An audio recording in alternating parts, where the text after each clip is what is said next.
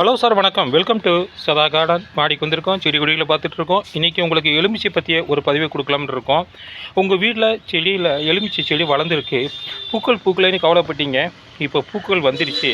ஆனால் வந்த பூக்கள் என்ன ஆகுது அப்படின்னா, பிஞ்சு பிடிக்காமல் கருப்பாகி கீழே கொட்டிடுது. அப்படி இல்லைன்னா காய் வரும், ஆனால் அந்த காய் சின்னதாக இருக்கும், பெரிதாக வளராது. இதுக்கெல்லாம் என்ன காரணம் அப்படின்னு ரொம்ப கவலையில் இருப்பீங்க. அந்த கவலை இப்போ விடுங்க. இன்றைக்கி இந்த வீடியோவில் எலுமிச்சை காய்கள் கொத்து கொத்தாக பூக்கவும், பூக்கள் உதிர்வதை தடுக்கவும் நம்ம என்னென்ன செய்யணும் அப்படிங்கிறத எங்களுடைய சொந்த அனுபவத்திலிருந்து 5 முக்கியமான டிப்ஸை இதில் கொடுக்க போகிறோம். ஸ்கிப் பண்ணாமல் பாருங்கள். கடைசி வரைக்கும் பார்த்தா தான் நான் சொல்கிற டிப்ஸு உங்களுக்கு புரியும். புதிய அன்பர்கள் இந்த வீடியோ பார்க்குறதா இருந்தால் தயவுசெய்து சப்ஸ்கிரைப் பண்ணுங்கள், அப்படியே லைக் போடுங்க, ஃப்ரெண்ட்ஸுக்கு ஷேர் பண்ணுங்கள். வாங்க வீடியோக்குள்ளே போகலாம். முதல்ல நம்ம பார்க்க போகிறது இந்த பாருங்கள், ஒரு மேஜிக் டிப்ஸுங்க. பூக்கள் கொத்து கொத்தாக பூக்கிறதுக்கு நமக்கு தேவை என்னென்னா இந்த பெருங்காயத்தூள் தாங்க. என்ன பெருங்காயத்தூளா அப்படின்னு கேட்குறீங்க? ஆமாங்க, இந்த பெருங்காயத்தூள் தாங்க சூப்பர் பவர் இருக்குது. பூக்கள் உதிர்வதை தடுக்கின்ற பவர் இதில் இருக்குது. இது என்ன செய்யணும்னா, 1 ஸ்பூன் பெருங்காயத்தை 1 கப் தண்ணியில் கரைச்சி செடி முழுவதும் தெளித்து விட்டாலே போதும். அப்புறம் பாருங்கள், பூக்கள் கொத்து கொத்தாக பூக்கும். இதே வாரம் ஒரு முறை செய்யுங்க. எப்படி செய்யலாம்னு பார்க்கலாம் வாங்க. இந்த பாருங்கள், பெருங்காயத்தை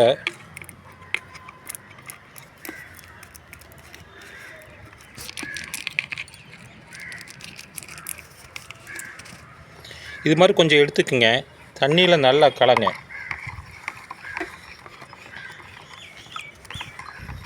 தண்ணியை கலந்துட்டு அதை செடி மீது அப்படியே பாருங்கள், செடி மீது அப்படியே தொளிச்சு விடுங்க. தொளிச்சு விட்றதுனால இந்த பூக்கள் உதிர்வை தடுக்கும், இந்த கருப்பாகிறத தடுக்கும். நல்ல இலை முழுவதும் அப்படியே தெளித்து விடுங்க. இது செடிக்கு பூக்கள் உதிராமல் கொத்து கொத்தாக பூக்க வழி வகுக்கும். அடுத்து 2வது என்னென்னு பார்க்கலாமாங்க. செகண்டு என்ன அப்படின்னா, செடியில் பூக்களை பூஞ்சை தாக்குதல் இருந்தாலும் இந்த பூக்கள் கருகும். இதற்கு நம்ம வீட்டில் இருக்கிற ஜிப்ராலின் பவரை உபயோகிக்கலாம். அது என்னங்க ஜிப்ராலின் பவருங்கிறீங்களா? அதாங்க புளிச்ச மோர். அந்த புளிச்ச மோரை கொஞ்சம் எடுத்துக்கோங்க. 1 பங்குக்கு 10 பங்கு தண்ணீரை கலந்து அப்போ எப்படி தெளிச்சோமோ அதே மாதிரி செடி முழுவதும் தெளிச்சு விடுங்க. மிச்சம் மீதி இருந்தால் வேருக்கு ஊற்றுங்க. இது சூப்பர் இயற்கை பூஞ்சிக்கொல்லியாக செயல்படும். ஒரு ஆர்கானிக் ஃபங்கு சைடியாக இருக்கும். இது புளிச்ச மோர். 2வது பாயிண்ட்டு. 3வது, இப்போ எலுமிச்சைக்கு கால்சியம் சத்து ரொம்ப தேவைங்க. நம்ம ஆம்லேட் போட்ட பின்னாடி அது தூக்கி போடுற முட்டையை கழுவி காய வச்சு தூளாக்கி செடிகளுக்கு சுற்றி மிக்சியில் போட்டு அரைச்சி போடலாம். அதனால் இதுக்கு கால்சியம் கிடைக்கும். ஆனால் இது கால்சியம் கிடைக்கிறதுக்கு ரொம்ப நாள் ஆகும். இதுக்கு பதிலாக நம்ம என்ன செய்யலாம் அப்படின்னா, மர சாம்பலை கூட போடலாம். மர சாம்பலை போட்டால் கூட போதும். இன்னொரு கால்சியம் தேவை அப்படின்னா நம்ம சுண்ணாம்பு சத்தை பயன்படுத்தலாம். அந்த சுண்ணாம்பு சத்தை எப்படி பயன்படுத்தலாங்கிறத பார்க்கலாம் வாங்க. அப்படியே உபயோகிச்சா செடி இறந்துடும். இந்த அளவு எடுத்துக்கோங்க. இந்த அளவு சுண்ணாம்பை ஒரு கப்பில் இருக்க இதில் கலக்குங்க.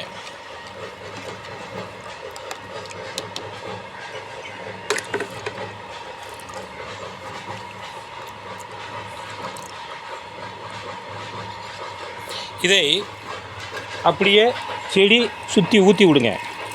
கால்சியம் கிடச்சிடும்.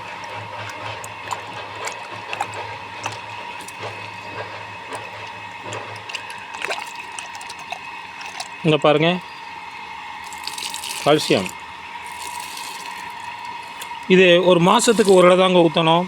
தினத்துக்கு ஊற்றினீங்கன்னா செடி இறந்துடும். இது 2வது முறை. அடுத்து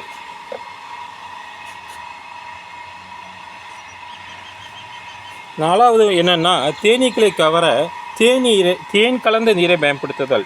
மாடி தோட்டத்தில் மகரந்த சேர்க்கை பாலினேஷன் ஏற்பட்டால் தான் பூக்கள் காயலாக மாறும். அதற்கு தேனீக்கள் கவரணும். அதுக்கு 1 ஸ்பூன் தேனை 1 லிட்டர் தண்ணியில் கலந்து அதை அதிகாலையில் தெளிங்க.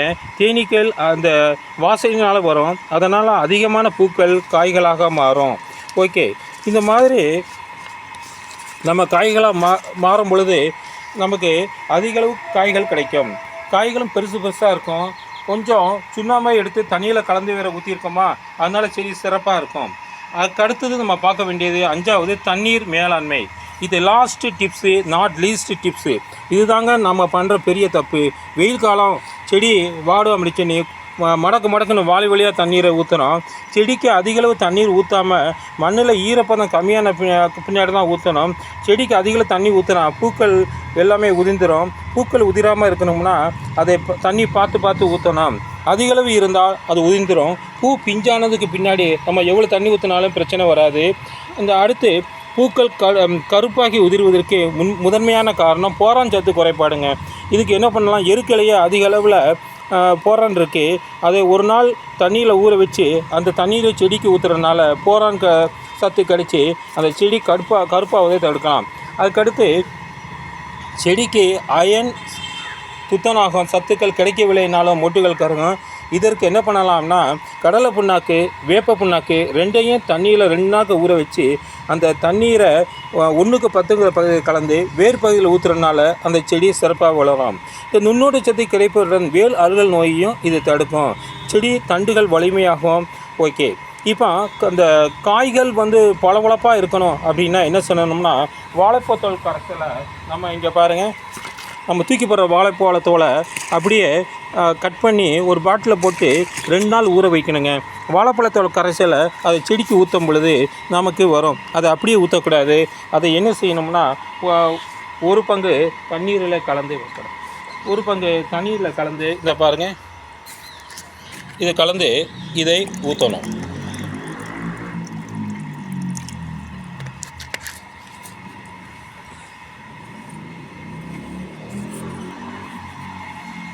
அப்படியே இது ஊற்றணும். மேலேயும் தெளித்து விடலாம். இது மாதிரி தெளித்து விடும்போது உங்களுக்கு காய்கள் பளபளப்பாகவும் இருக்கும். சரி, மகரந்த செருக்கெல்லாம் ஏற்பட்டுச்சு. இப்போ இதுக்கு என்ன செய்யணும் அப்படின்னா பூக்கள் அந்த வண்டுகள் வரலை, பட்டாம்பூச்சி வரலை அப்படின்னா நம்ம என்ன செய்யணும்னா காலையில் எந்திரிச்சு அந்த செடியை பாருங்கள், லேசாக இது மாதிரி குளிக்க விட்டிங்கன்னா போதும். இது தன் மகரந்த சேர்க்கை ஏற்படும். இறுதியாக செடியை தேவையில்லாத களைகளை எடுத்துடணும். நம்ம தேவையில்லாத களைகளை எடுத்துட்டோம். வாரத்துக்கு ஒரு முறை மண்புழு உரம், தொழு உரம் ஒரு கைப்பிடி அளவாக வைக்கணும். இந்த எலுமிச்சை செடிக்கு சூரிய ஒளி அதிகமாக அளவு வேணும். அதனால் 5 முதல் 8 மணி நேரம் வரைக்கும் சூரிய ஒளி வர்ற மாதிரி வைங்க. அப்பப்போ கவாத்து பண்ணுங்கள். நம்ம எல்லாமே கவாத்து பண்ணியிருக்கோம், அதனால தான் வருது. இப்போ பாருங்கள், இந்த செடியில் காய்களை பாருங்கள் எப்படி வந்திருக்குன்னு பாருங்கள். இங்கே பாருங்கள், காய்கள் தெரியுதா? நம்ம பண்ணதுனால போன தடவை நம்ம சுண்ணாம்பு கரைசலை ஊற்றினோம். இங்கே பாருங்கள் காய்கள், இங்கே பாருங்கள் காய்கள்.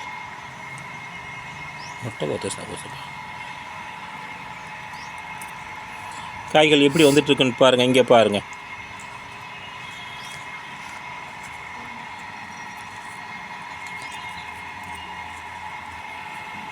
இது மாதிரி நீங்கள் கவாத்து பண்ணும் பொழுது இதே மாதிரி காய்களை நீங்களும் பெறலாம். இது எலுமிச்சை பற்றிய பதிவை உங்களுக்கு வழங்கியது உங்களுடைய சதா கார்டன். இங்கே பாருங்கள் எவ்வளோ பெரிய காயின்னு பாருங்கள். இப்போ தான் வந்துட்டுருக்கு, காய் தெரியுதாங்க, இந்த பாருங்கள். இதே மாதிரி காய்கள் உங்களுக்கு வேணும் அப்படின்னா நாங்கள் சொன்ன டிப்ஸை ஃபாலோ பண்ணுங்கள். இதே மாதிரி பண்ணும்போது உங்கள் வீட்டு எலுமிச்சை செடியும் கொத்து கொத்தாக பூக்கும், கொத்து கொத்தாக காய்க்கும். எப்படி காய்ச்சிருக்குன்னு பாருங்கள். ஆனால் இந்த எலுமிச்சை பற்றி பதிவை உங்களுக்கு வழங்கியது உங்களுடைய சதா கார்டன். இந்த சதா கார்டன் சேனல் பிடிச்சிருந்தால் சதா கார்டன் சேனலுக்கு ஒரு லைக் பண்ணுங்கள், ஒரு சப்ஸ்கிரைப் பண்ணுங்கள், ஒரு ஷேர் பண்ணுங்கள்.